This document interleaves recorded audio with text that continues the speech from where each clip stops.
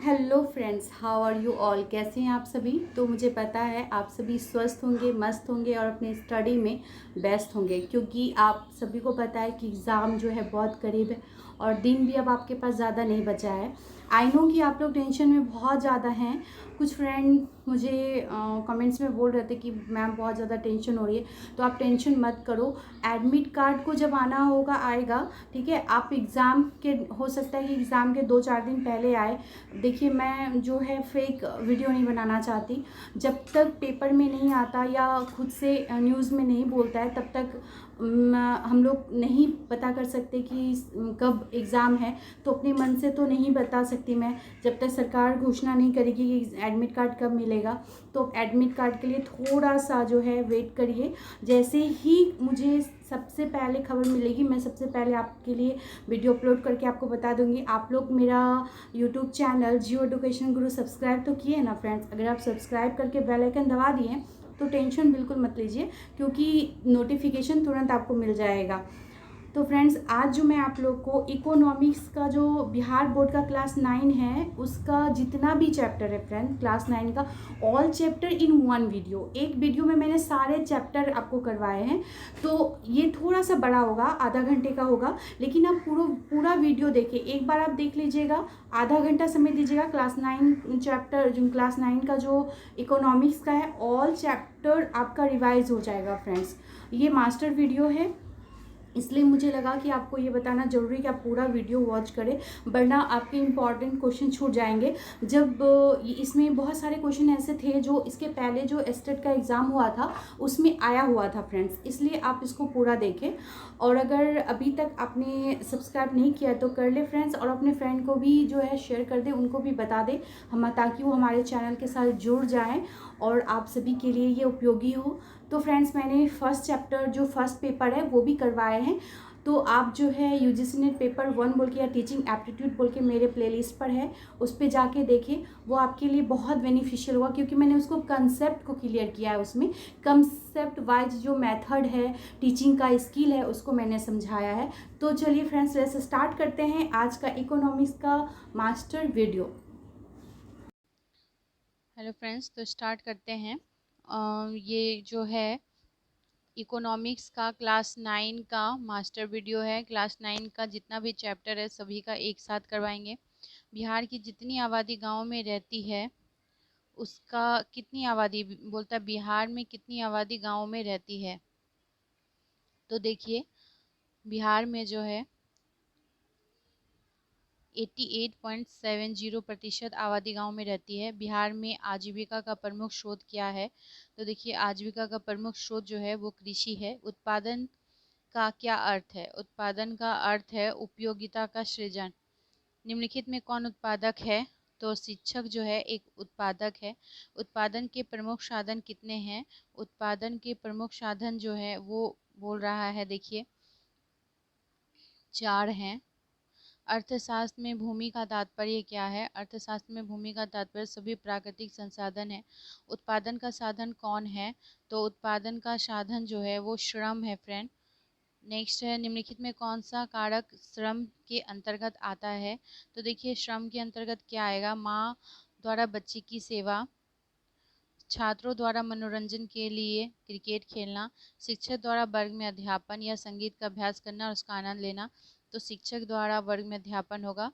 पूंजी का उत्पादन, पूंजी उत्पादन का कैसा साधन है? पूंजी उत्पादन का जो है वो निष्क्रिय साधन है। निम्नलिखित में कौन सी वस्तु पूंजी है? तो देखिए, किसान का जो हल है यहाँ पे वो पूंजी है।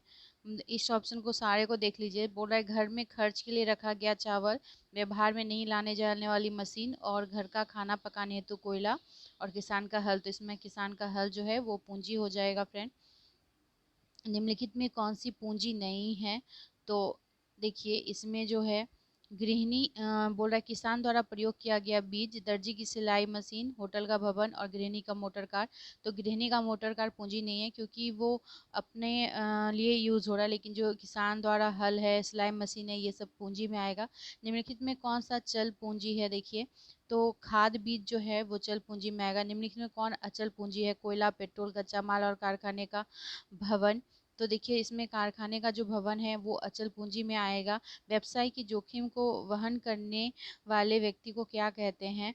तो जो वहन करने वाले व्यक्ति को साहसी कहेंगे। उद्यमी और साहसी का सबसे महत्वपूर्ण कार्य क्या है? तो सबसे महत्वपूर्ण कार्य है व्यवसाय की जोखिम और अनिश्चितता को वहन करना। निम्नलिखित में कौन उपभोग की वस्तु है? खाना पकाने के लिए रखा गया कोयला उपभोग की वस्तु में आएगा। निम्न किस विधि द्वारा कृषि उत्पादन में वृद्धि लाई जा सकती है?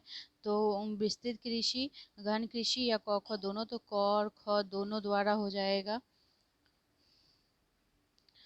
बिहार में फलों का उत्पादन होता है। बिहार में फलों का उत्पादन कौन कौन सा होता है? मखाना, लीची और आम, तो ये इन सभी का होता है। देश में कुल लीची का उत्पादन का कितना प्रतिशत बिहार में होता है?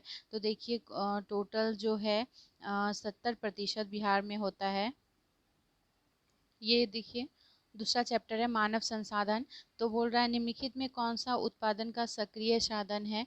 तो उत्पादन का सक्रिय साधन भौतिक पूंजी, मानव पूंजी, क ख दोनों हो जाएगा या इनमें से कोई नहीं होगा? तो देखिए जो मानव पूंजी कौन सा हो जाएगा फ्रेंड? ये इसमें मानवीय पूंजी जो है उत्पादन का सक्रिय साधन हो जाएगा। ठीक है, नेक्स्ट क्वेश्चन है निम्नलिखित में निम्न कौन सी मानवीय पूंजी निर्माण का अंग नहीं है? स्वास्थ्य, प्रशिक्षण, अकुशलता प्रबंधन। तो जो अकुशलता है वो मानवीय पूंजी निर्माण का अंग नहीं है, बाकी सभी है। भारत में मानव विकास का आधारभूत सूचक क्या है? तो औसत आयु एवं साक्षरता दर, जन्म एवं मृत्यु दर, प्रति व्यक्ति आय, इनमें से सभी। तो फ्रेंड्स इनमें से सभी हो जाएगा। नेक्स्ट देखिए मानवीय संसाधनों के विकास के लिए आवश्यक है। तो क्या आवश्यक है? भोजन एवं बस, शिक्षा एवं स्वास्थ्य सुविधाएं, आवास, तो इनमें से सभी हो जाएगा, सभी आवश्यक है। जनसंख्या का विस्फोट का अभिप्राय क्या है? तो देखिए जनसंख्या विस्फोट का अभिप्राय है जनसंख्या में तीव्र वृद्धि। 2011 की जनगणना के अनुसार भारत की जनसंख्या है। तो 2000 भारत की जनसंख्या कितनी है फ्रेंड्स? तो देखिए 121.05 करोड़ है। 2011 की जनगणना के अनुसार बिहार की जनसंख्या कितनी है? तो जो बिहार की जनसंख्या है वो 10.40 करोड़ है। बिहार के किस जिले की जनसंख्या सबसे अधिक है? तो देखिए पटना का सबसे अधिक है। बिहार के किस जिले की जनसंख्या सबसे कम है? तो सबसे कम जो है वो शेखपुरा का है। 2011 की जनगणना के अनुसार बिहार में, और ये क्वेश्चन जो है फ्रेंड्स सबसे कम ये आया भी था स्टेट में पिछले बार। 2011 की जनगणना के अनुसार बिहार में जनसंख्या का औसत घनत्व है। तो औसत घनत्व कितना है? 1106 प्रति वर्ग किलोमीटर। 2011 की जनगणना के अनुसार बिहार में प्रति 1000 पुरुष पर स्त्रियों की संख्या कितनी है? तो 918 है। 2001 की जनगणना के अनुसार भारतवासियों की औसत आयु थी, कितनी थी औसत आयु? 66.3 वर्ष। 2001 की जनगणना के अनुसार बिहार वासियों की औसत आयु थी, बिहार वासियों की औसत आयु कितनी थी? तो 60 वर्ष हो जाएगा। 2011 की जनगणना के अनुसार भारत में पुरुषों की साक्षरता दर कितना है? 80.9%। हमारे देश के किस राज्य में साक्षरता दर सबसे अधिक है? तो केरल में है फ्रेंड। हमारे देश के किस राज्य में साक्षरता दर सबसे कम है? तो आप जानते हैं सबसे कम साक्षरता दर जो है हमारे बिहार में है। बिहार में बच्चों के प्राथमिक नामांकन की दर क्या है? तो 52% है। बिहार की कुल जनसंख्या में नगरीय जनसंख्या का अनुपात क्या है? तो देखिए 11.30% है। जनसंख्या में अत्यधिक वृद्धि किन आर्थिक समस्याओं को उत्पन्न करती है? खाद्यान्न एवं आवास, शिक्षा एवं चिकित्सा, निर्धनता एवं बेरोजगारी, तो ये सभी हो जाएगा फ्रेंड। भारत सरकार की राष्ट्रीय जनसंख्या नीति की घोषणा हुई थी, तो कब हुई थी फ्रेंड? फरवरी 2000 में हुई थी। ये तीसरा चैप्टर है भारत की गरीबी जो है, ये तीसरा चैप्टर है। भारत की मूल आर्थिक समस्या है। भारत की मूल आर्थिक समस्या क्या है? गरीबी, बेरोजगारी या क ख दोनों? तो दोनों हो जाएगा। हमारे देश की लगभग कितनी जनसंख्या गरीबी से पीड़ित है? तो 1/4 जो है वो गरीबी से पीड़ित है। भारत में गरीबी का प्रमुख सूचक क्या है? आय का निम्न स्तर, उपभोग का निम्न स्तर। तो क और ख दोनों हो जाएगा फ्रेंड। भारत में शहरी निर्धनों की तुलना में ग्रामीण निर्धनों की संख्या क्या होगा? अधिक है। हमारे देश का कौन सा वर्ग निर्धनता से अधिक भेद होता है?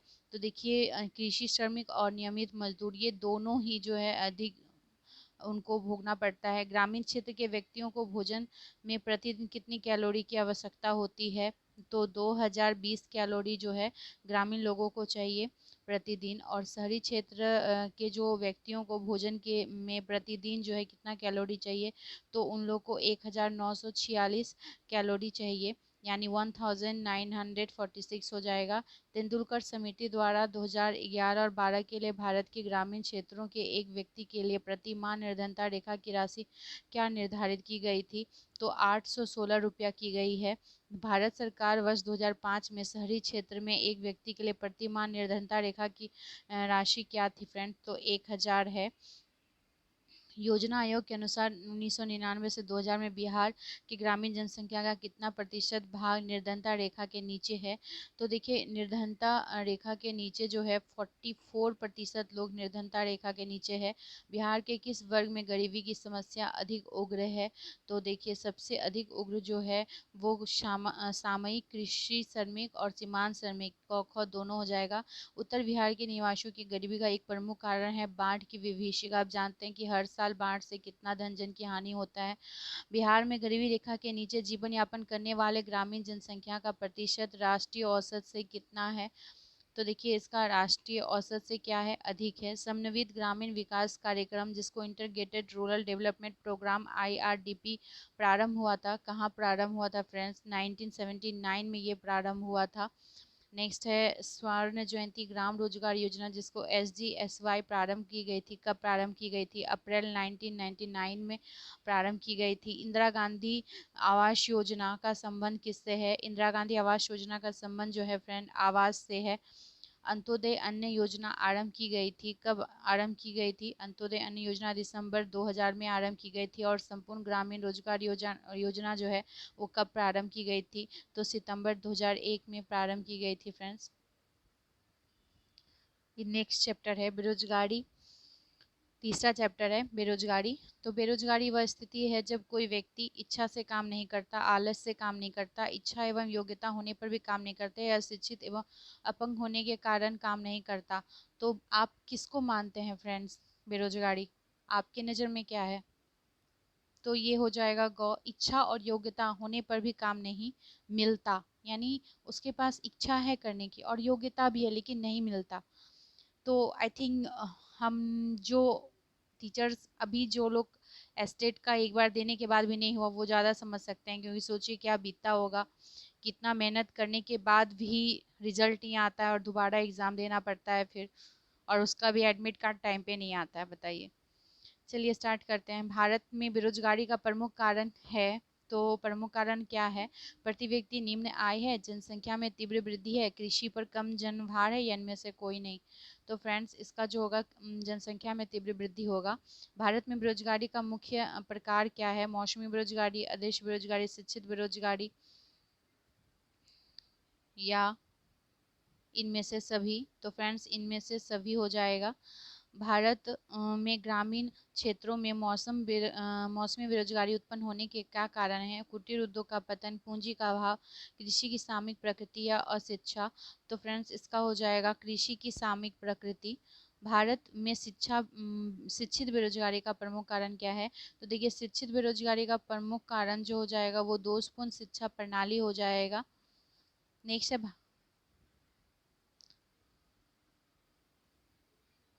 तो देखिए फ्रेंड्स भारत में के जो कृषि क्षेत्र है उसमें व्याप्त अदृश्य या छिपी हुई बेरोजगारी का प्रमुख कारण जो है क्या है? तो कृषि पर जनसंख्या का अधिक बोझ। नेक्स्ट है कृषि के बोझ। कृषि के क्षेत्र में सामान्यतः किस प्रकार की बेरोजगारी पाई जाती है? तो कृषि के क्षेत्र में जो है छिपी हुई बेरोजगारी पाई जाती है। नेक्स्ट 8, हमारे देश के किस क्षेत्र में अर्ध बेरोजगारी की संख्या सबसे अधिक है? तो प्राथमिक क्षेत्र में जो है सबसे अधिक है। बिहार में किस प्रकार की बेरोजगारी अधिक उग्र है? तो बिहार में जो है अदृश्य बेरोजगारी अधिक उग्र है। बेरोजगारी का क्या दुष्प्रभाव होता है? निर्धनता, निम्न जीवन स्तर, शिक्षा एवं स्वास्थ्य में गिरावट, तो इनमें से सभी होगा। बिहार में ग्रामीण बेरोजगारी की समस्या के समाधान के लिए आवश्यक है कृषि का विकास, ग्राम्य उद्योगों का विकास, जनसंख्या का नियंत्रण, तो इनमें से सभी हो जाएगा फ्रेंड। नेक्स्ट है सरकार ने महात्मा गांधी राष्ट्रीय ग्रामीण रोजगार गारंटी अधिनियम में कितने दिनों के निश्चित रोजगार देने का प्रावधान किया है? तो देखिए ये कितने दिनों का किया था फ्रेंड्स? 100 दिनों का किया था। नेक्स्ट है राष्ट्रीय ग्रामीण रोजगार गारंटी अधिनियम लागू हुआ, कब लागू हुआ था? तो फरवरी 2006 में लागू हुआ था। काम के बदले अनाज की राष्ट्रीय योजना आरंभ हुई थी, तो ये जो है ना अक्टूबर 2004 में हुआ था, काम के बदले अनाज की राष्ट्रीय योजना जो थी। देखिए नेक्स्ट है चैप्टर है कृषि एवं खाद्य सुरक्षा। तो बिहार वासियों के जीवन निर्वाह का मुख्य साधन क्या है? उद्योग है, व्यापार है, कृषि है, इनमें से कोई नहीं है फ्रेंड्स। तो इसमें जानते हैं आप कृषि, बिहार में वासियों के जीवन निर्वाह का जो है प्रमुख साधन वो कृषि है। बिहार की कृषि जनसंख्या का कितना प्रतिशत भाग कृषि पर आश्रित है? तो देखिए जो 70% जनसंख्या जो है कृषि पर आधारित है। बिहार के कुल घरेलू उत्पाद का कितना प्रतिशत कृषि से प्राप्त होता है? 30, 35, 39 या 49.5? तो 39% जो है कृषि से प्राप्त होता है। बिहार की कुल भौगोलिक क्षेत्र की लगभग कितनी भूमि बाढ़ उन्मुख है? 40, 50, 60, 70? फ्रेंड 70% जो क्षेत्र हैं लगभग बाढ़ उन्मुख हैं। बिहार के किस क्षेत्र में बाढ़ का प्रकोप अधिक होता है? उत्तर बिहार, मध्य बिहार, दक्षिण बिहार में से कोई नहीं। तो आप जानते हैं उत्तर बिहार में है फ्रेंड्स। नेक्स्ट है बिहार में सिंचाई के किस साधन पर किसानों की निर्भरता सर्वाधिक है? तो इसका हो जाएगा कुएं और नलकूप में है। निम्नलिखित में कौन व्यावसायिक फसल है? गेहूं, चना, मक्का, गन्ना? तो गन्ना देखिए व्यावसायिक फसल है, इससे धन की भी प्राप्ति होती है। बिहार की सबसे प्रमुख खाद्यान्न फसल क्या है? तो चावल हो जाएगा। निम्नलिखित में कौन शीतकालीन फसल है? तो गेहूं जो है वो शीतकालीन फसल है। 1943 में भारत के किस राज्य में भयानक अकाल पड़ा था फ्रेंड्स? तो देखिए बंगाल में जो है भयानक अकाल पड़ा था। निम्नलिखित में कौन भारत सरकार की खाद्य सुरक्षा प्रणाली का अंग है? खाद्यान्न सुरक्षित भंडार और सार्वजनिक वितरण प्रणाली, तो क ख दोनों हो जाएगा। निर्धन में निर्धनतम व्यक्तियों की खाद्य सुरक्षा के लिए सरकार द्वारा कौन सी योजना आरंभ की गई है? तो कौन सी योजना आरंभ की गई है फ्रेंड्स? तो अंत्योदय अन्न योजना आरंभ की गई है। विगत वर्षों के अंतर्गत बिहार में खाद्यान्न के उत्पादन की स्थिति कैसी रही है फ्रेंड्स?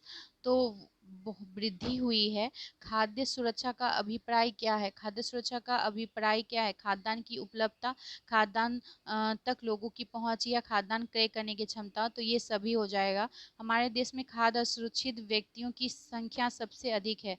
कहाँ पे सबसे अधिक है? ओडिशा में फ्रेंड्स। हमारे देश में खाद्य असुरक्षित व्यक्तियों की सबसे अधिक संख्या ओडिशा में है। सरकार के मध्याह्न भोजन योजना लागू की थी, प्राथमिक विद्यालयों में जो है की थी। नेक्स्ट है सार्वजनिक वितरण प्रणाली का उद्देश्य क्या है? तो देखिए सार्वजनिक वितरण प्रणाली का उद्देश्य जो है वो खाद्यान्न के मूल्यों का नियंत्रण और उचित मूल्य पर खाद, ये क और ख दोनों हो जाएगा। बिहार में गैर सरकारी संगठन के रूप में कौन सा डेयरी प्रोजेक्ट कार्य कर रहा है? तो देखिए इसमें जो है बिहार राज्य सहकारी दुग्ध उत्पादन संघ ये जो है काम कर रहा है। नेक्स्ट देखिए नेक्स्ट चैप्टर है लास्ट चैप्टर ये कृषि मजदूरों की समस्या। तो कृषि मजदूरों को क्या समस्या है? राष्ट्रीय श्रम आयोग के अनुसार कृषि श्रमिक कितने प्रकार के होते हैं? तो जो कृषि श्रमिक होते हैं वो 2 प्रकार के होते हैं। ऐसे श्रमिक जिनके पास खेती की भूमि नहीं होती उन्हें क्या कहेंगे? छोटे किसान, सीमांत किसान या जमींदार या भूमिहीन श्रमिक? तो ये उनको भूमिहीन श्रमिक कहेंगे। 2011 के जनगणना के अनुसार बिहार में कृषि श्रमिकों की संख्या जो है वो कितनी है? तो देखिए 1.83 करोड़ है। बिहार की जनसंख्या में 2011 में कितनी वृद्धि हुई है? तो 2011 में बोल रहा है कि वृद्धि कितनी हुई है फ्रेंड्स? तो 25 यस फ्रेंड 25.04% की वृद्धि हुई है। बिहार में कृषि श्रमिक हैं, तो बिहार में कृषि श्रमिक क्या है? अशिक्षित हैं। बिहार में श्रमिकों का पलायन का प्रमुख कारण क्या है? तो देखिए श्रमिकों का पलायन का प्रमुख कारण जो है रोजगार के अवसर का अभाव, मजदूरों की न्यून दर, और ये दोनों है क ख दोनों हैं। इन दोनों के वजह से ही बिहार में जो है मजदूर क्या होता है, जो देखिए हमारे जो पड़ोसी राज्य हैं वहाँ पे वो जाते हैं अपने घर से दूर। आप जानते ही हैं अभी लॉकडाउन में कितना उनको परेशानी भी हुआ था। तो नेक्स्ट देखिए क्वेश्चन है कृषि श्रमिक से हमारा अभिप्राय क्या है। तो कृषि श्रमिक से हमारा अभिप्राय है कृषि में कार्य श्रमिक, कृषि संबंध अन्य धंधों से के श्रमिक। तो क ख दोनों होगा। ऐसे श्रमिक जिनके पास कृषि योग्य भूमि नहीं होते हैं उन्हें भूमिहीन श्रमिक कहते हैं। बिहार में कृषि श्रमिकों की संख्या में वृद्धि का क्या कारण है। कृषि का पिछड़ापन, सहायक उद्योग धंधों का अभाव। तो क ख दोनों हो जाएगा फ्रेंड। नेक्स्ट है बिहार में कृषि मजदूरों की क्या समस्या है। तो देखिए पहला है रोजगार का अभाव, न्यून आय, जीवन स्तर, निम्न जीवन स्तर। तो ये सभी हो जाएगा। बिहार के बहुत छोटे किसानों में ऋणग्रस्तता प्रतिशत क्या है। तो देखिए 70% है। बंधुआ मजदूर उन्मूलन अधिनियम कब पारित हुआ। 1976 में पारित हुआ था। तो उम्मीद करती हूँ फ्रेंड कि आपको ये अच्छा लगा होगा। आपको अगर अच्छा लगा है तो आप प्लीज़ लाइक शेयर और सब्सक्राइब कर दें, और जो है इसको ज़्यादा से ज़्यादा अपने फ्रेंड तक शेयर करें, क्योंकि मैंने पूरे 9 क्लास में जितने चैप्टर हैं उन सभी को एक वीडियो में करवा दिया है। आप एक बार अगर रिवाइज कर लोगे, 20 मिनट्स का है, तो आपको जो है A9 का पूरा चैप्टर का रिवीजन हो जाएगा। Thank you friend.